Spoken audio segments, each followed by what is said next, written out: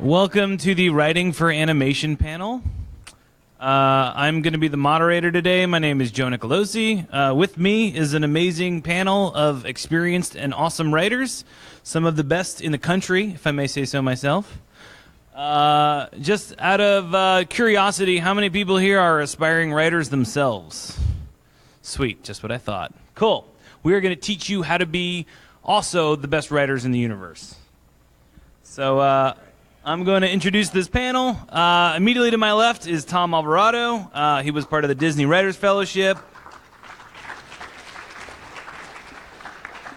Tom is a writer on a show called Ruby Chibi. He has also written for Red vs. Blue, as well as Teenage Mutant Ninja Turtles. Sitting next to him is Rodrigo El Cid Huerta. He started his career as an animator in DreamWorks, helped write and develop Axe Cop, the TV show, and he has had a YouTube channel that has had hundreds of videos and millions of hits. You may know him as the animator of Batman Eats a Hot Dog, which actually won an Academy Award. Further to the left, we have Flash Gits. That's Tom Hinchcliffe and Don Greger. Close. Their video Racist Mario has more views than all people in Europe.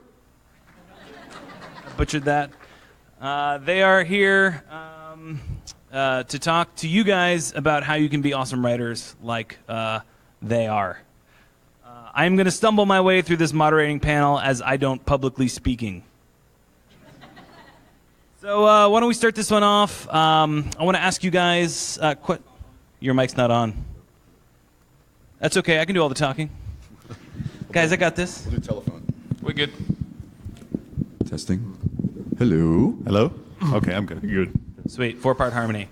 Why don't we start this off? Tom. Tom, immediately on my left, Tom. We got two Toms. I'm going to start with you. When you write scripts, I'm sure you have things that you love. Jokes, gags. Are they also the ones that your audience loves? Or are you surprised by what people like when episodes are released?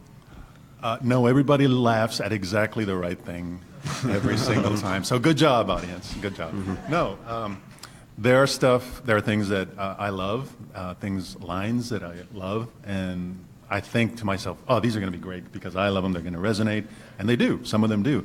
And there are things that I think are going to be awesome, and they're going to have people rolling, and it shows, and I watch reaction videos. You guys know everybody knows what reaction videos are, right? So I watch the reaction videos to see if the jokes are landing, and dead. Some of the stuff that I love is just dead. Stuff that I didn't think would be great is great. But I'd say it's about 80% of the stuff that I like, the audience likes.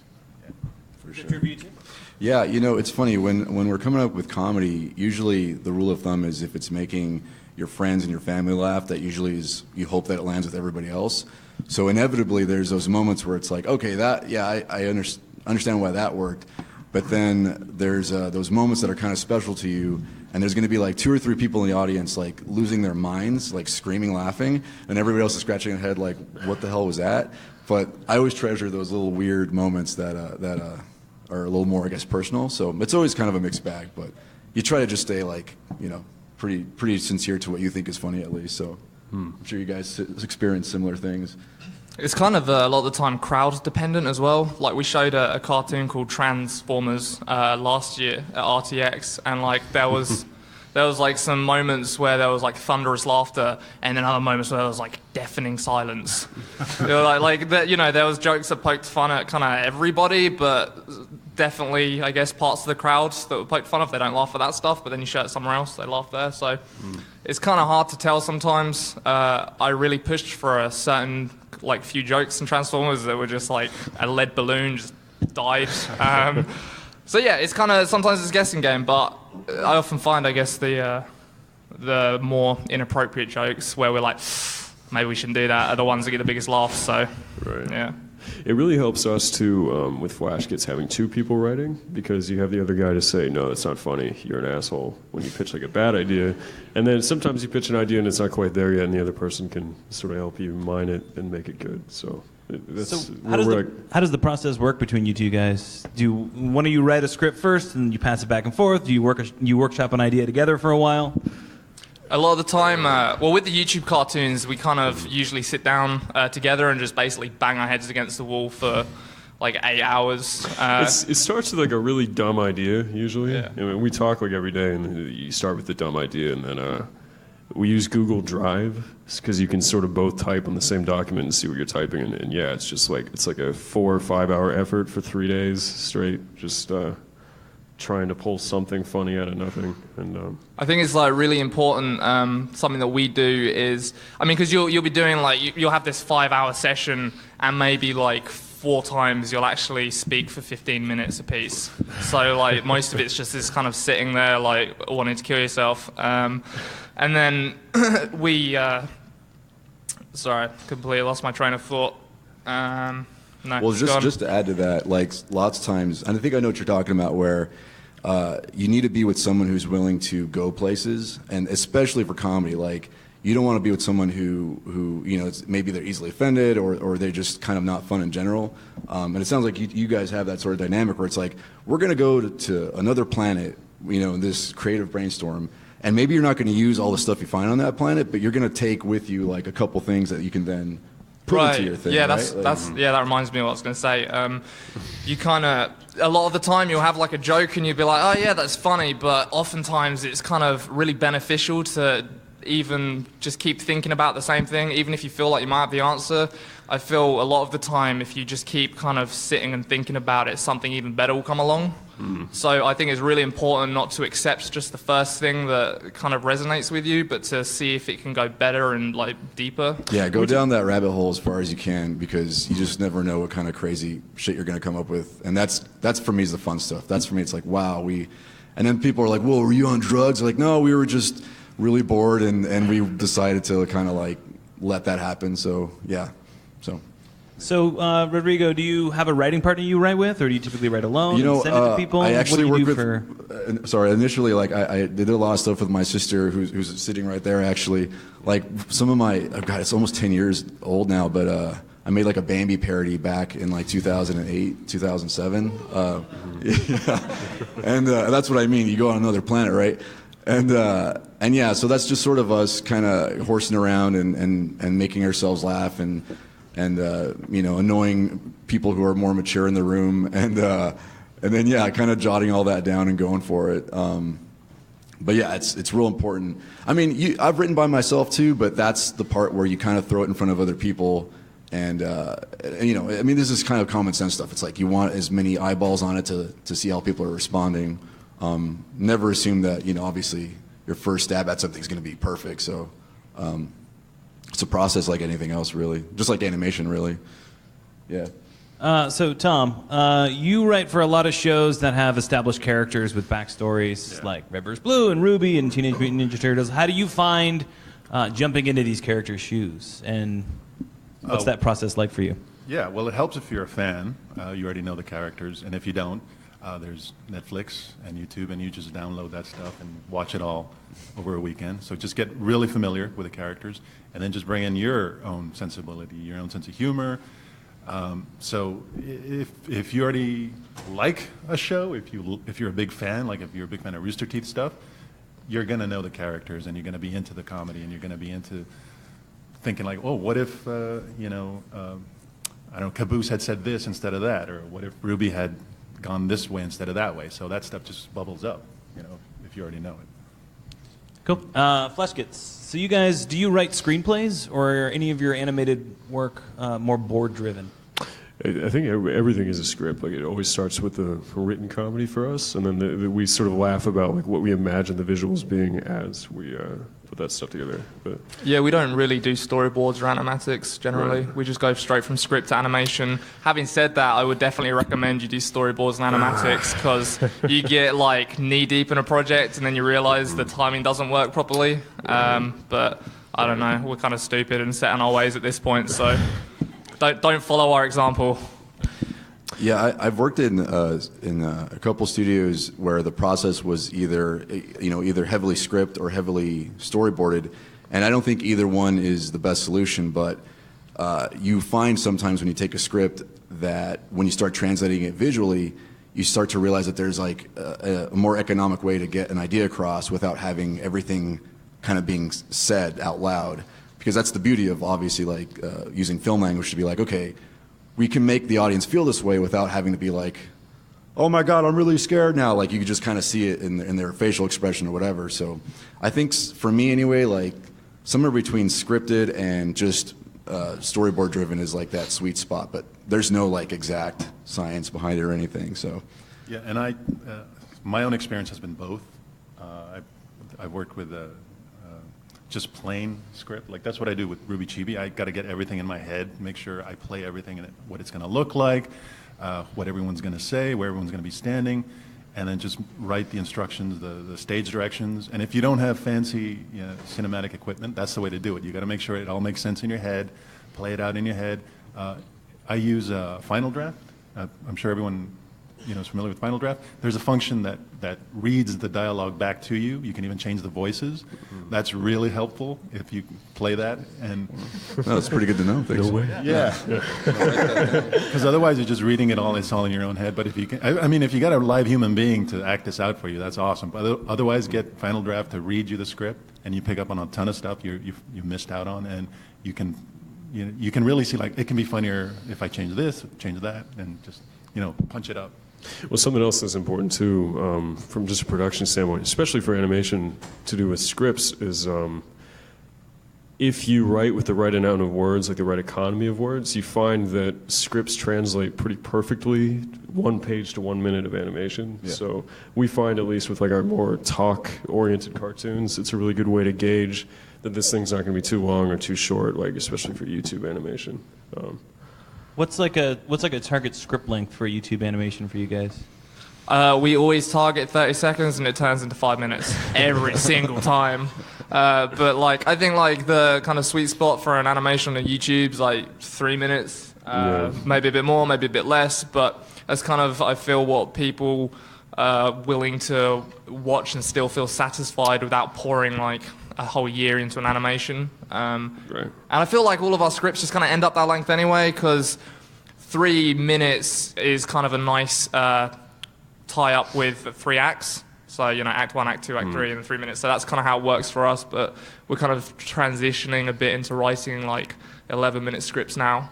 So it definitely changes depending on what you're doing, obviously. And I want to follow up on that, because a lot of the reaction videos I see, people at the end say, that was too short. Oh, it's already over. I was barely getting into it. That's not my fault. I want to make them longer.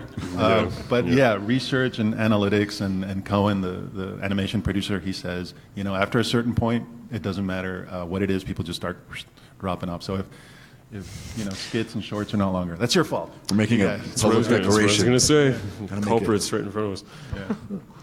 Yeah. Cool. Any other tips for writing dialogue? I think just know your characters in and out. Usually if you're the one coming up with, or, if you're a show creator, you're going to know that kind of off the bat easily. But otherwise, like when I was developing Axe Cop, like I didn't know much about it, and but I went home and I went onto the website and I went through all the, and I sort of got a feel for the tone. It's just like this outrageous tongue-in-cheek thing, and Axe Cop's just like this hard, cold asshole guy, and like that's half the humor is that he's just is unfazed all the time.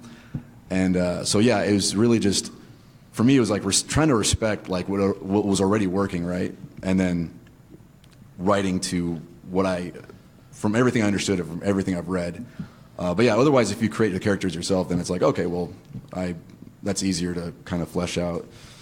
Something that we do a lot when we're writing scripts is we'll just like lay the bones of the dialogue down. So obviously you got to hit certain points and certain like turns in the story, and we'll just kind of write the very basic dialogue that will get that across. And then once that's all done and we're satisfied with how the characters are reacting with each other and kind of moving the pace of the story forward, that's when we go back and we change all the dialogue there and try and basically make almost every line funny. Right. Because it's all about duration, really. So if you outline a conversation, what we sort of do is, it's the outline. So he just says like the most bare bones basic, like, I don't know how you describe it, like, hey, like he says hi, and now the other guy says hi back, and like some piece of information that we want. And then you have that outline to do a pass on over, and we just find that's more efficient, especially with two people on the script at once. I just said that, Don. I'm sorry. That's why you guys work together. That's why we're... Is that how the writing process goes between you two guys? Huh? Is that how that goes between you two guys? Someone says something, the other He's always stealing my material. This is a real-time process. Yeah, And basically. I just want to say also that everything that they just said, so I'm enjoying Yeah, it. thanks very much. Yeah, me too. Yeah, totally. No, actually, no, seriously. One thing I want to emphasize is never settle for the first thing you write. That's never the best, the very first draft. Comedy, especially, comes in like the third, fourth, a week later. You'll think of something even funnier, a line that's even better. And so wait for it. Don't just write something and you're tired of it and you're sick of it and you decide that's it. This is the thing. Develop it. Rewrite. There was an example. There was one time I sent a bunch of scripts to Miles, the main writer for everything, Rooster Teeth animation, and literally in the middle of the night I woke up and I thought, oh my God, I got a better line. So I had to wake up like at 6 in the morning to resend everything and said, forget everything I sent to you. Use this instead because it has a better line, one better line at the end. So, comedy is in the rewrites. How many rewrites do you do on a script? Well, how many drafts? What I usually do is I start at the beginning of the week, have my writer's assistant, that's my little girl, my daughter. Yay! She's my little girl. Woo! Assistants! Seriously, she really is. She's got a great sense of humor. So I write the first draft, anywhere within 1 or 2 days. And then I go to another project. So, because usually I deliver batches of like 6 to 8 scripts, and so I'm constantly circulating and going from one to another to another to another. So then by the end of the week, they're already written, but by the end of the week, I'm thinking of the clever lines, of the funny, weird stuff. That's where it comes in. So at the very end of the delivery. How about you guys? What was the question? How many versions? How many revisions? How many drafts? Yeah. How many times do you ever throw something away and start over? Man, well, as I said, 30 seconds is where it starts, right? And then we're like, oh, but this isn't quite working. We need to add just a little bit more. And it's like, oh, that's not really quite working. Let's just add a little bit more. And it just kind of keeps stacking. So we get a lot of like content creep where it just keeps going. But I don't know.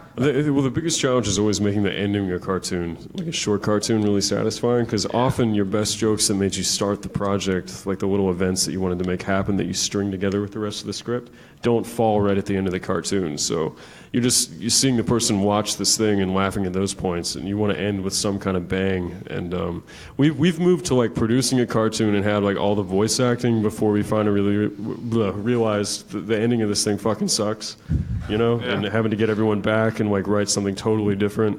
The example you spoke about yesterday was the Halo cartoon.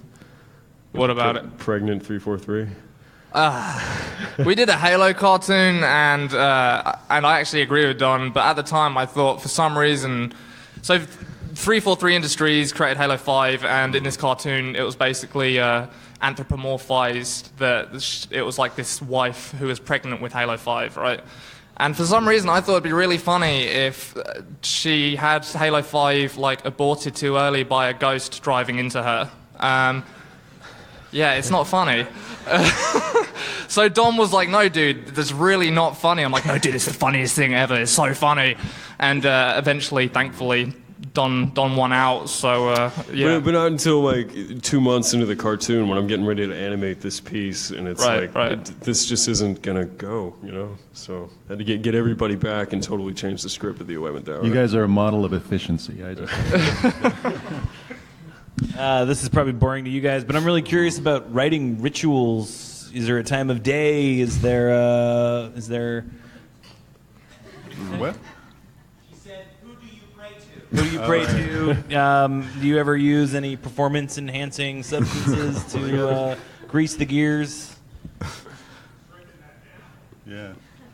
I always find that we like to get in a really bad mood before writing. Not even purposefully, just like 1,000 things. Because I live in the UK, and obviously Don's stateside, so we got to sync up the time zone difference, and there's always 1,000 things that go wrong. So it's like, right, we're going to meet at 10 a.m., and we're going to write this thing for like 5 hours, and then it's like, I don't know, 1, and we haven't showed up. So yeah, we just like to get nice and angry first, and like hate each other. We start with bitching too. Like writing sessions usually start with complaining about something, like some news or like a game, and yeah, just get in a really bad mood, and then go bitch about stuff with our cartoons. That's what it's all about. Yeah, no, actually, that's a good point. Like after the bad mood phase, I don't know if you've noticed that I do this, but I'm going to let you in on a secret that maybe Don doesn't notice. Like, I try and change the topic to something stupid and funny to kind of, bring him back from the edge so he doesn't jump off the cliff. And that's kind of something that I think you have to do, get into that, like, funny mindset. And that's basically, yeah. Yeah, like in seriousness, apart from, we're bitching, but we're having fun bitching, Like it's fun to talk shit and complain about stuff, and we do find that our best writing is when we're laughing together about something before we... I think, like bitching about stuff puts you in kind of a critical mood, and a critical mood is a good place to be when you're writing something, because you analyze your stuff and like rip it up, which can be very healthy for the kind of script, if that doesn't sound too esoteric. I just need like isolation pretty much, and or I need to be super comfortable with the person that I'm with.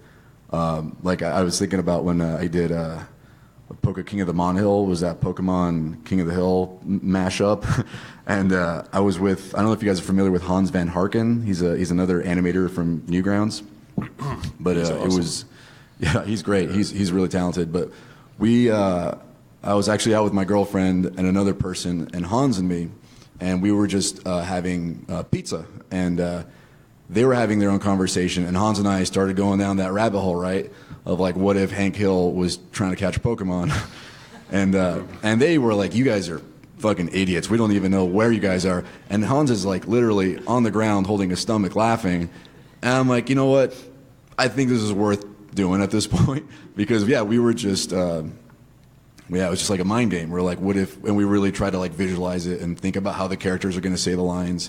And yeah, we were just cracking ourselves up. So it's one of those two things, either no distractions or the right kind of like distraction, I guess, the right person. How much of that finished video would you say you came up in that brainstorm? I mean, did it change a lot from that inception to the final thing? Yeah, that's another thing too, is like once you're actually in the recording booth, you start to find little things that you can improv and didn't realize. Like I think on the spot, Hans came up with, because Hans loves puns. Oh my God, that guy loves puns.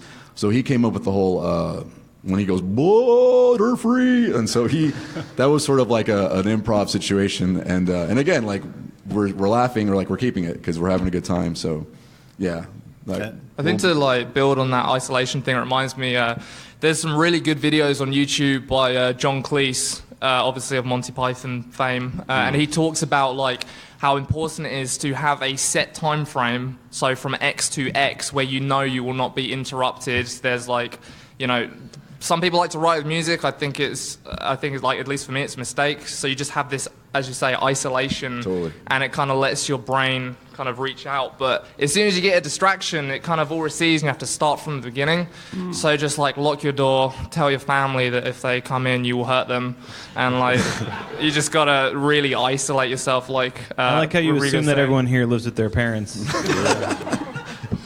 I just want to say that's all great if you can do all that. But if you can't, if you got a day job, if you got other commitments, right, whenever, wherever, just get it done. It doesn't matter if inspiration has struck you or not. It's just whenever you have like 5 minutes, an hour, 2 hours, is, like for example, I used to have a day job where I worked something that had nothing to do with writing. During my lunch hour, I would go to the roof and I would write on the roof for an hour at lunchtime. And it was weird because there was a cemetery right behind me, so I literally had death looming behind me while I was writing. And Inspiration? It was it was my inspiration. Like, get it done. It doesn't matter if you have other responsibilities. This is your lunch hour, just whenever you can. Cool. I think I only have one or two more before we're going to open it up to a Q&A. But I did want to ask you guys, in terms of role models or inspiration, is there a writer out there you would love to eat their brain and gain their knowledge if you could? This is going to sound really weird because it's not kind of a writer, but Arnold Schwarzenegger is an inspirational man. If you think where he started in like Austria and he came to America and created all this stuff for himself, I implore all of you to go and watch a speech he gave called The 6 Rules of Success. It's super corny because the Terminator is saying it, but it's so like, I find it really inspiring at least. Have you seen Pumping Iron? Yes, of course. Fantastic, yeah. Pumping iron's like coming, right? That's what he says. Yeah, it's like coming at home. Coming yeah. But yeah, like... you have to watch it, yeah. I think, like, just someone like Arnold Schwarzenegger has got, even though it's not writing and gaining their knowledge that way, just like that determination and drive to succeed. I think, like, if that's something you can try and internalize for yourself, then there's nothing better than that. As far as writers go, like, I really hate watching Rick and Morty because I get angry at how good it is. I'm like, we're never going to be that good. So I guess, like, Justin Roiland maybe or Dan Harmon just, like, consume them. Yeah. Oh, sorry. Do you No, want to go ahead? It was just, yeah. Oh, yeah, part two. Same Part time. 2, season 3, the premiere of Rick and Morty. Of everything I've seen, that's the best half-hour format adult cartoon I've ever seen in my life. The writing.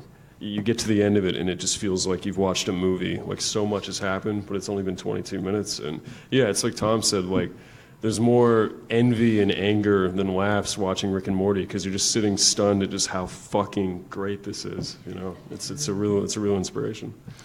Yeah, I think about writers like that or guys like Brad Bird and you know, like we talk about how we're used to short form stuff and we kind of want to, you know, I mean, at the moment I'm developing something that's like 15, 20 minutes long, and it's intimidating to think like, can you set something up that'll work for that duration, right? But what I take as sort of something that I take to heart is that those guys oftentimes, you see the whole enchilada and you think, wow, these guys are geniuses. They must have just shat that out in its full form. But oftentimes, like they kind of have to figure out where they're going, and they'll come upon a really cool solution that then maybe they have to go back to the top of the script and make that fit to where it's going. And so it's never like this amazing thing that comes right out of somebody's brain. But it looks effortless when it works. And that's, I think, what I've had a couple instances where I feel like I've been able to hit that kind of thing, and it's like, okay, yeah, they're happy accidents as you're writing. It's not all premeditated and perfect at the beginning. That being said, in terms of like specific people, it's weird. I tend to find like I really like dramatic stuff, even though a lot of my stuff is really dumb. But I think like a guy like Paul Thomas Anderson is phenomenal, and his movies always feel like you're watching novels versus movies. But I just think his characterizations and his worlds are just so believable. So that for me is he's like my current obsession is Paul Thomas Anderson. What has he done? He started with Boogie Nights, and then the last thing he did was Inherent Vice, which I wasn't a big fan of, but his early stuff is like I think it's really great. Punch Drunk Love. Punch Drunk Love, yeah. Magnolia, yeah. Wow, yeah, that's crazy. And I would just like to eat the entire staff of BoJack Horseman and Steven Universe. So if I could have a buffet of all those writers, that's inspirational to me. So we've talked a lot about short form and how you guys are writing for that. I think everyone on this stage has written longer pieces too. And I want to talk a little bit about the differences between developing something that's going to be a one-off 30-second to 5-minute short versus something that would live on as a series. So how do you guys approach developing longer shows? Let's start with you guys. You just don't kill the character. I think like this is the same with short form and long form, but it's something I want to say before I forget. I can't remember the name of the book. There's a really good book on like screenwriting and storytelling. It's by Robert McKee. Just Story by Robert McKee. That's it. And he talks about how you should never just have something that doesn't like change a positive to a negative or a negative to a positive. Like an exposition. So if you think of like you could have a line or something that happens that is purely for exposition, just to explain to people something about the world or the characters. But that's kind of like a bad use of that space in the screenplay. You should always try and change an emotion from something to something else. So think of it like a light switch. At the end of every kind of short scene or kind of beat, there should be a light switch flicking. So a character going from happy to sad is a very obvious basic example, but I think that's super important to trying to just everything, just make sure it's always kind of getting emotion across. Never do anything just for the sake of like exposition. I don't think you want superfluous scenes. I think that's something that Matt and Trey from South Park talk about. Yeah, where there's a video where they talk about that process, and everything needs to be leading to something else. It's and that way it feels like stuff is sort of chain linked as you go along. The way they describe it is every scene ends with a but or a therefore. Yeah. Right. So this happens, therefore this Therefore, happens, that or this happens. happens, but that happens. As opposed to this happens and this happens. And this happens, And then and this this happens, happens, and and this then this happens, happens. and you suddenly you're not as you're not on the right anymore. You're just being thrown information, and that's not nearly as interesting. Yeah. I think as far as like the differences between short form and long form is obviously the long form. There's just a hell of a lot more to keep track of.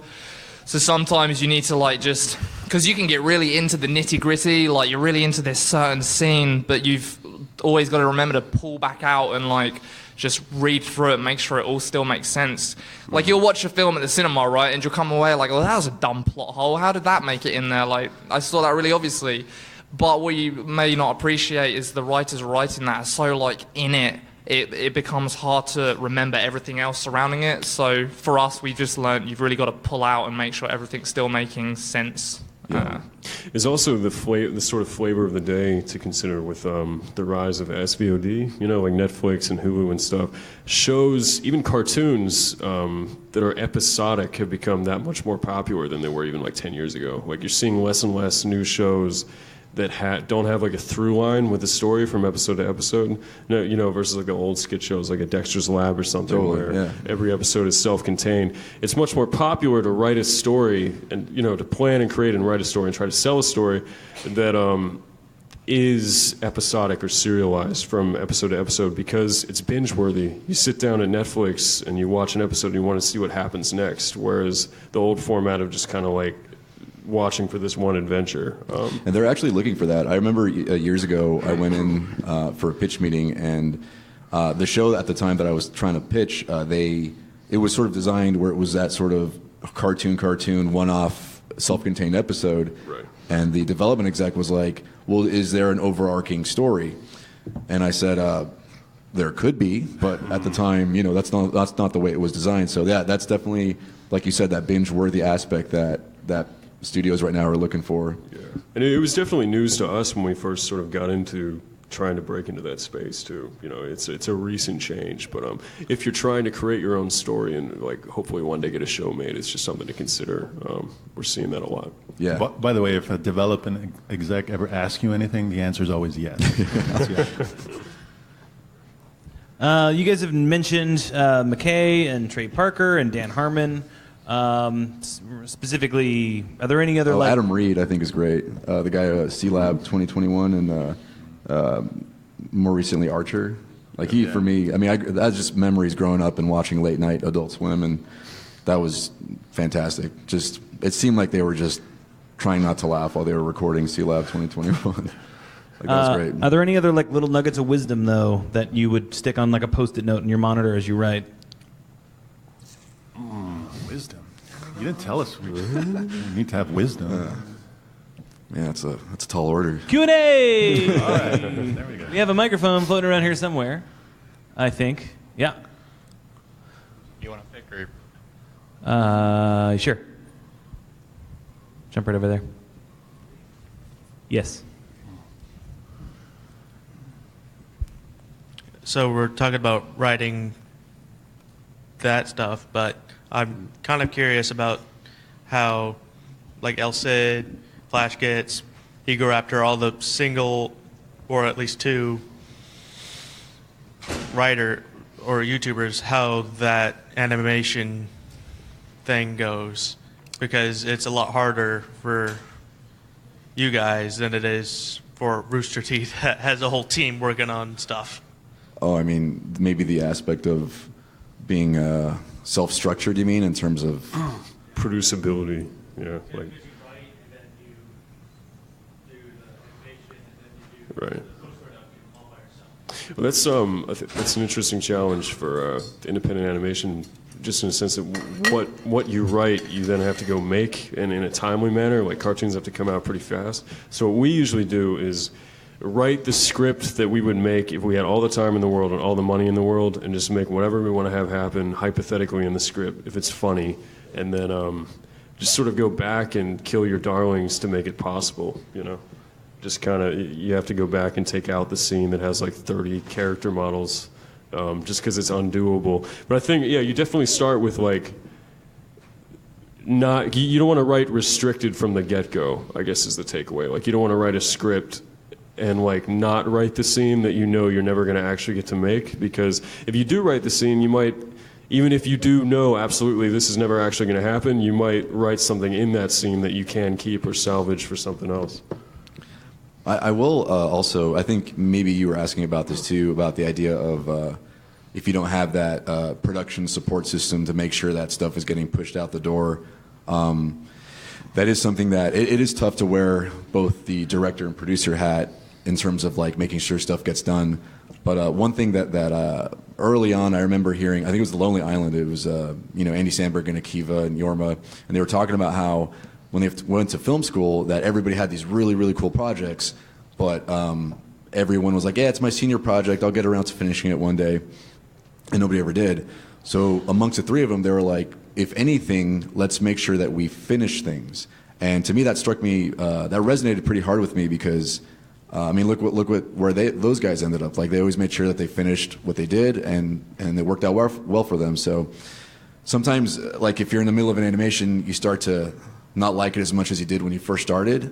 But you have to remember that, like, maybe there was a version of you in the past that thought it was okay, and just make sure you push it out the door, put on that producer hat, and then more like almost every time it's always a positive reception. So it's kind of like these mind games that you have to make sure, if you're being an independent artist and you're relying on just yourself, you know what I mean? So that's a big difficulty, because making a cartoon and listening to the voice acting and stuff, it's kind of like hearing the same joke 10,000 times. Yeah, you know? you start after to hate 3 it. months, you start asking yourself, like, why the fuck was this ever funny to me? But right.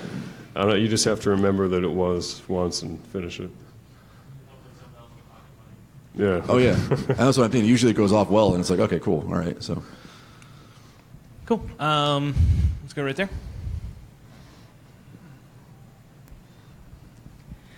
Tropes are fairly unavoidable no matter what. What have you guys found to be able to either make them unpredictable or to change it up, make it something that it's enjoyable to come across for your watchers? I find the best way that comedy has ever been described to me is kind of telling the same story from a different angle. So I'll take a really obvious and crude example and talk about Mario Kart, right? So the whole point of Mario Kart is a bunch of kart racers having a great time, and they're just like knocking each other off, and you know, it's Nintendo, so it's very like safe and fun. But like, you know, they're still throwing things at each other, so the same story from a different angle is that it's very violent. Now, obviously that's a really like simple and stupid concept, but if you can try and approach tropes and anything like that, and just try and subvert expectations, because we've seen so much content, like all of us, we've grown up watching films and TV and reading books, and just so much, like we become really good at guessing what's going to happen next. So if you feel like something can already be guessed as you're writing it, then you just got to try and find a way to tell that same story from a different angle. I don't know if that made much sense, but that's what makes sense to me anyway. Roger Ebert actually has a book. It's like a dictionary of movie cliches. And we keep it in the writer's room because it's really fun to read just every movie cliche possible and how can we riff on that and do something different. Yeah, they can be a boon, you know, just taking that trope and having it in just for the sake of a joke, like flipping it or making fun of it. It is a trope and something you see all the time. Yeah, you can totally use those as comedy. Tropes are great for comedy, especially if you give it a twist at the end nobody saw coming. I remember hearing once in school that there's only like 17 stories that exist, and being really bummed out for like a week of, you know, just knowing if that was true or not, right? But then I also realized that even though, let's say that's true, what usually makes somebody's work stand out anyway is not necessarily what it is, but how it's actually executed, which is maybe more where like director's mark comes into play. So for me, it's like it's best maybe not to worry too much about falling into cliches as long as your execution is amazing, or like you guys do, kind of sort of self-policing and being like, well, let's see what else, how we can spin this or whatever. So, but yeah. Just make it weird. Make it weird. People like Yeah. it when you make it weird. Cool. Let's come right up here. Hi, guys. This is going back to something Tom mentioned earlier, where you would spend 2 days of each week to write a first draft and for multiple projects and getting everything done. That, to me, is quite impressive. And like you, I also have a day job, but I also would like to write, and it's just hard to get in the mindset and tell myself, just sit down and write, just sit down and write.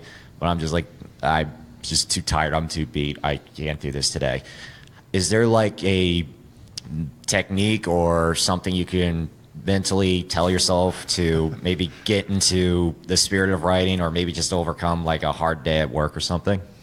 Yeah, that whole cemetery, death looming over you. That's a big push. But no, sometimes there is no thing that's driving you. Sometimes you deciding to just sit down and write is the thing, you know. Other times there's positive things like watching something you think is funny, you know, watching an episode of, like for me it's BoJack, or I don't know, for other people it's Sunny, Always Sunny in Philadelphia, or just something that gets you in the mood, but you know, don't binge it because then you used up all your free time.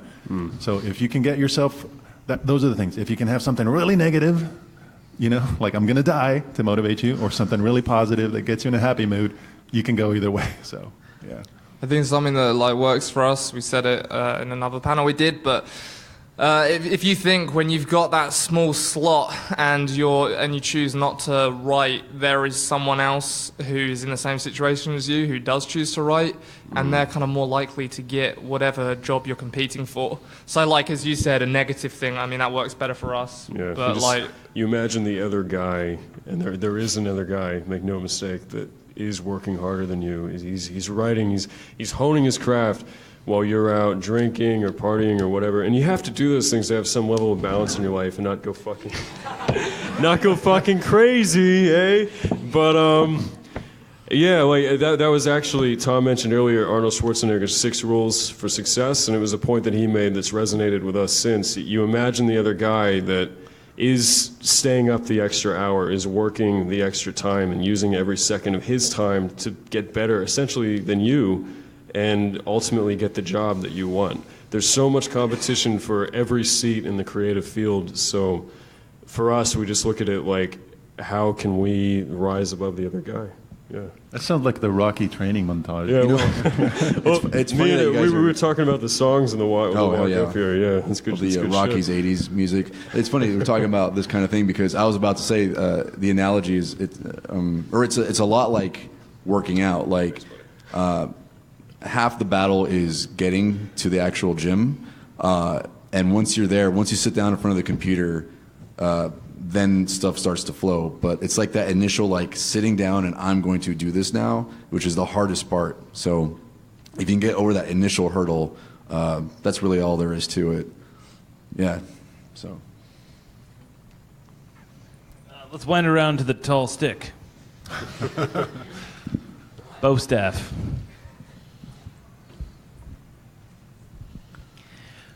This is towards the writer Ruby Chibi. I cannot remember your name, sorry. Tom. But my daughter loves your work. Yay! I want to say that. I Great. share Red versus Blue and Ruby Chibi with my daughter every time a new episode comes out. That's awesome. I've Do the been same. wondering, though, have y'all ever considered maybe doing a Red versus Blue Chibi? I have. I've definitely considered that. Yeah, and if you guys all think that's a great idea, push it. You know, tell the Rooster Teeth people. The only problem with that is 343. They own the Halo material. You know, so there'd be lots of legal wrangling, and you'd have to. Our lawyers would talk to their lawyers, and then after that. But yeah, I think a Halo chibi would be fantastic. It was so. If you're familiar with this season of Rivers Blue, in episode 5, which is the episode they tell all the stories, I wanted all of Caboose's stories to be chibi style, but it would have cost a lot of money, and so that's a factor. Yeah, but feel free to push it. That was a good idea that you're hired. Yeah. Sorry, I stole Elsie's joke. That's my job. All right. Yeah, right behind him. Hello there. Thank you all for coming and sharing your insights with us today. My question is, when you're working on something more involved, say with an involved world or characters that's going to go on for a long time, how do you, when you're getting to know your characters, make sure you're not going too far into just stalling territory where you're trying to figure out every detail of a world or character, but you're not actually writing anything? Like, how do you kind of balance that collecting data with execution? Are you talking about like exposition, maybe? Sort of. I'm talking like if you're planning your story, if you're going to write your story, you ostensibly you need to know the characters in the world building and character arcs. Right. How do you not go too far with that? That's something I've run into before. Which is like, I'm not writing anything. There's that old adage of it's always easy to write kind of what you know as sort of a base. But that is definitely something I've thought about, where if I'm ever going into territory that I'm not familiar with, for me, I think about, for me, you try to learn enough to sort of help progress things along.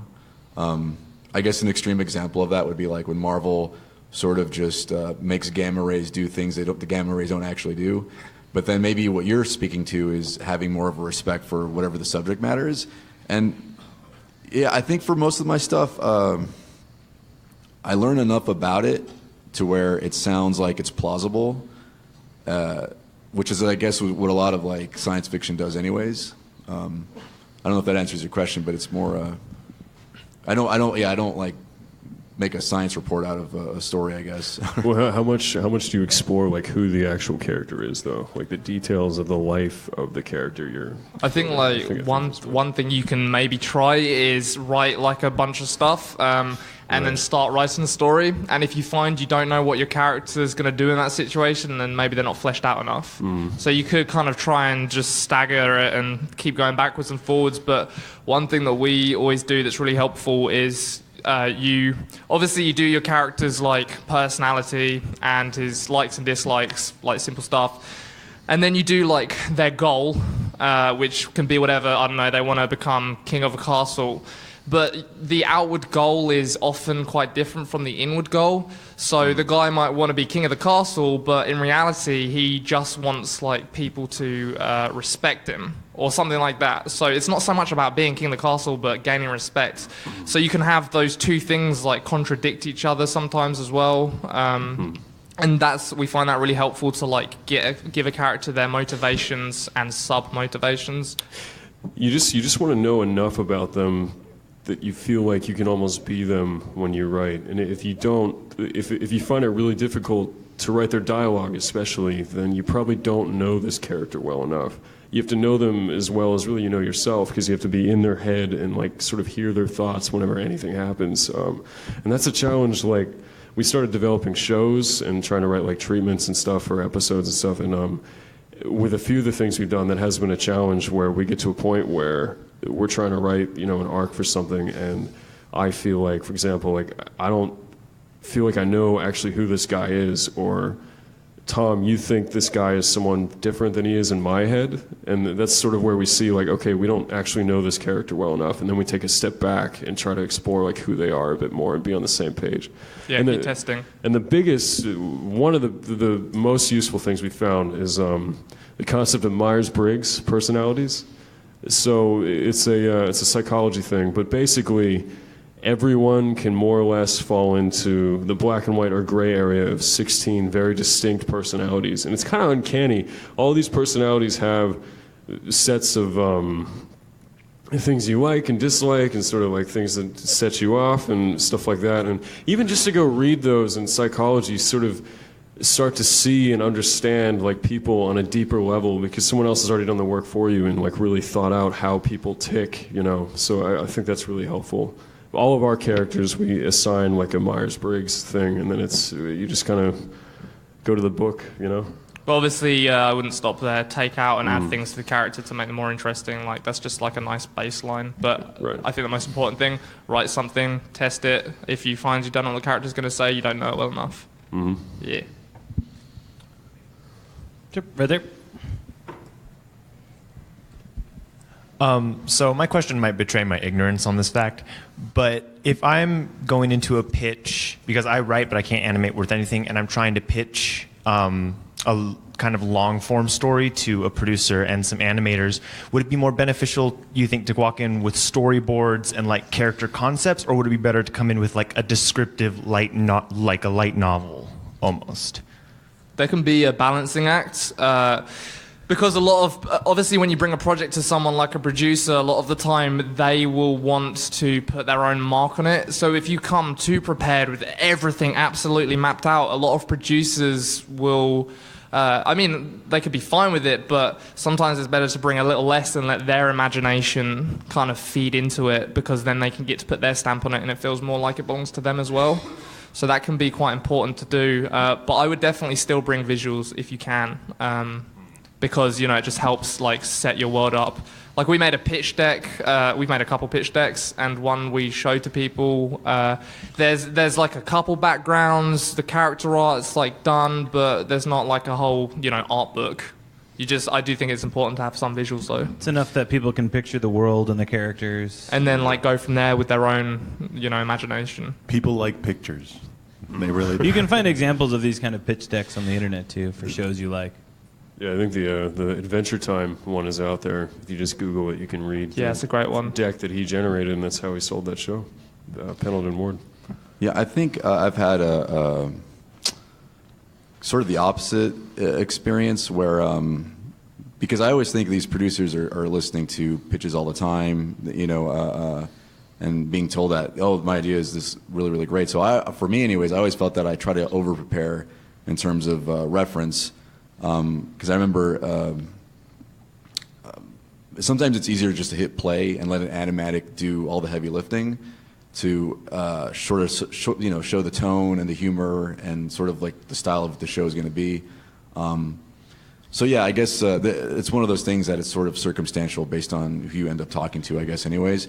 But yeah, like that Adventure Time Bible that you guys are talking about, I've actually looked through that, and yeah, it's like that does a really good job of showing tone and humor. So I think whatever gets that across in the quickest and most clear way possible is the most important. So, but yeah.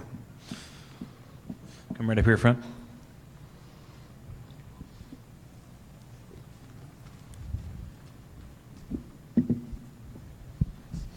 Thanks for your time, guys. How important are deadlines to the creative process, self-imposed or otherwise? The reason I'm asking is a couple of things came up. Tom, you were saying about writing, just get it done.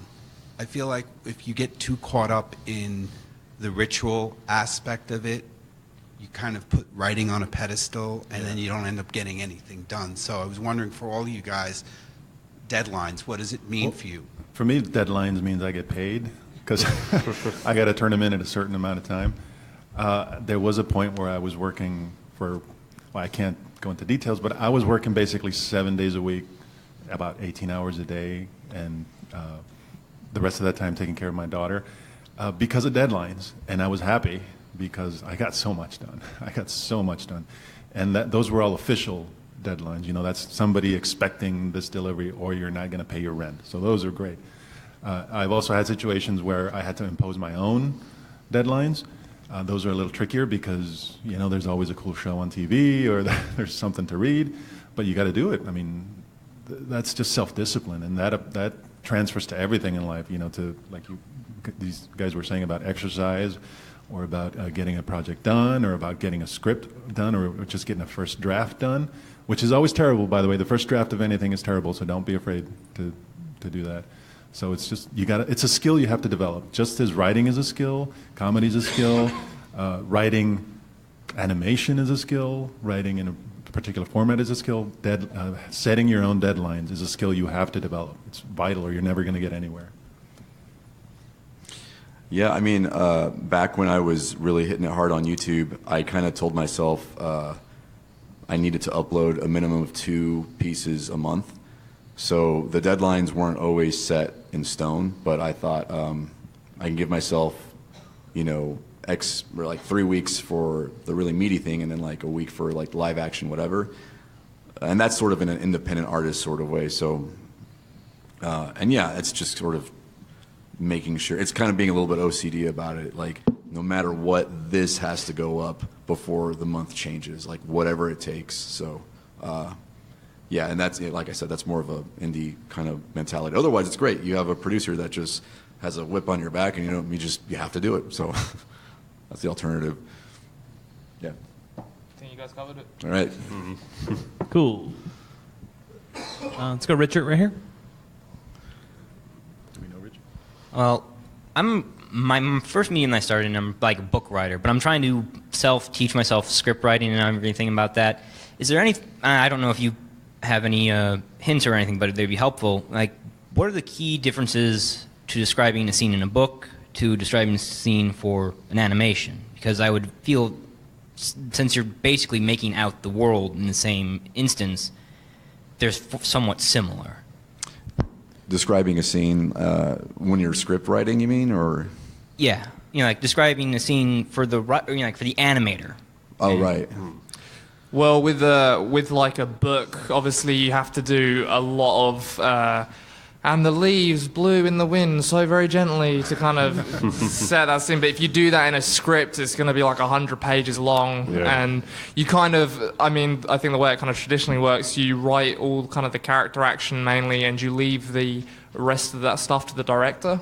Mm-hmm. So just compared to a book to a screenplay, just to be a lot more sparse in a screenplay. You really just want to get across the emotions and the actions mostly. I mean, that doesn't hold true for everything. There's always an exception. Like Tarantino scripts are like full of a lot of descriptive stuff, but I think generally, at least for us, just a lot more quick, a lot more kind of character focused. It comes back to that economy thing, like the rule that 1 page of script translates to 1 minute of animation, but that only applies if you don't have like 10 paragraphs of description, so it's kind of like a rule of sparseness of how much you describe things. Just as a rule of thumb, 3 lines of description is the most you should try for. In a good situation, if you're working for a studio, because that's something I've noticed that stuff gets easily lost between departments. So if you have a script writer, then it goes to storyboard, then it goes to animation. If communication if everybody's sort of an island, then whatever the writer had in mind may not make it by the time there's the final render. So hopefully you kind of hope that there's a good director or producer to sort of shepherd that initial idea, whatever was in there, to sort of make it all the way out. And so, yeah, some studios work better than others in that regard. So that is something that you always want to plus whatever's handed to you. You don't want to water it down or miss the intent of it. You know what I mean? So, yeah. Next one, right here. Hello. Well, he kind of took my question about writing from one medium to another.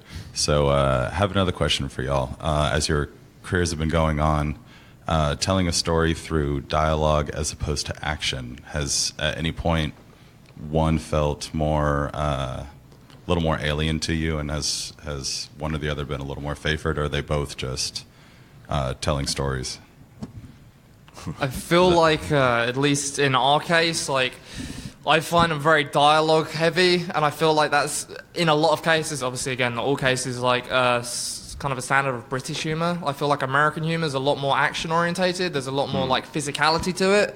So at least it helps for us that we've kind of got, I've grown up in the UK and watched UK comedy a lot, and obviously Don's American, so if you can find, I'm just saying basically, if you can find someone who counterbalances you well to write with, that's really helpful. But yeah, that's how it is for us anyway. Mm-hmm. Yeah, we obviously don't write off like one whole spectrum of telling a story. Like there is visual storytelling next to dialogue, but yeah, it's a nice mix. I think we get just from where we come from. Animation is visual, especially animation is very visual. Like when I turn in scripts, Miles and Carrie will chop like 50% of the stuff that they chop it right out, the dialogue. And so. you're like, that's cool, that's fine. Yeah, that's fine, as long as it comes You're out a great good. writer then, because I've been in like in the television world.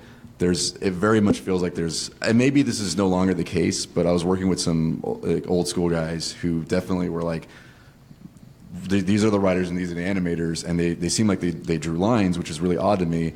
But yeah, I agree. Like animation is, it's a visual medium, so you try to take the best of both worlds and make a happy compromise to get the best out of everybody's ideas. So yeah, so it's refreshing to hear that. Whatever it takes. That's yeah.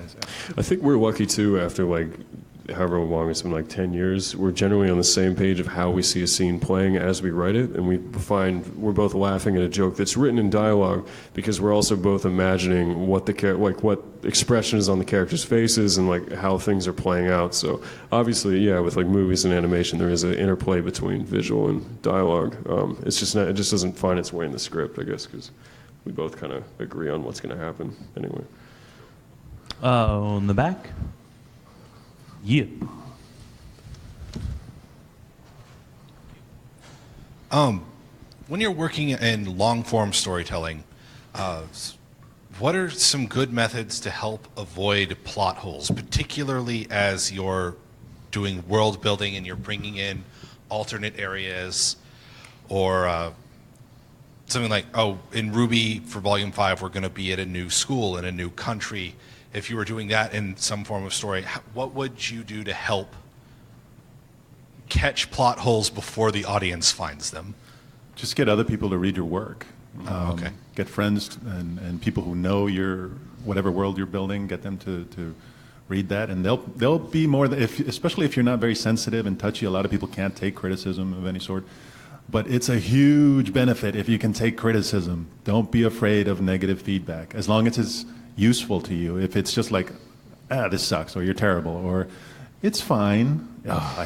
It's fine. That's horrible advice. But if they can tell you specifically, this doesn't make sense because in this page they're flying, and in this page they were swimming, or as you were saying in the world, in this page they're in this world, and over here it doesn't make sense. Just get other people that you trust to read your work. I think we've all got that friend who goes to any tentpole movie, any blockbuster, and like is never satisfied and comes out and tears it apart. Show your script to that guy. Yeah. Shut up, Don.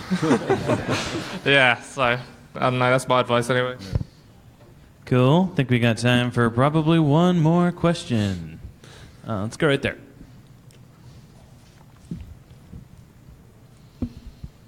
So when you're creating longer stories, character development is one of the major things you have to work on when you're writing a script. Like, how does it feel when you're trying to put a character in a situation that you put them in, that they've never been in before? Like, for example, in Ruby, Ruby always felt happy and everything seemed to work out well for her until the fall of Beacon, and then at the end of Volume 3 with the scene with Yang where Ruby was kind of broken.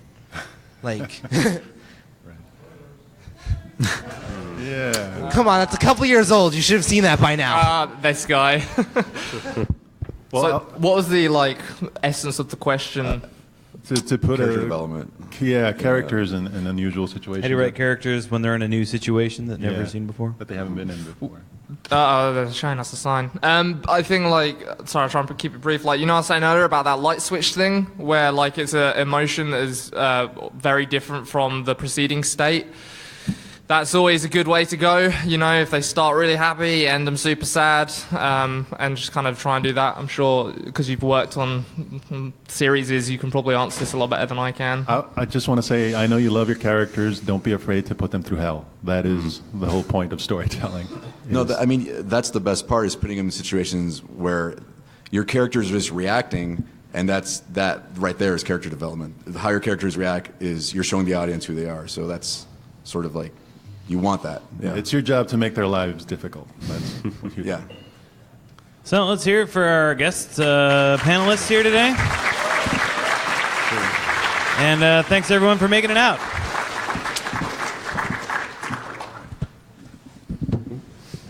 Thank you. Yes, thank you.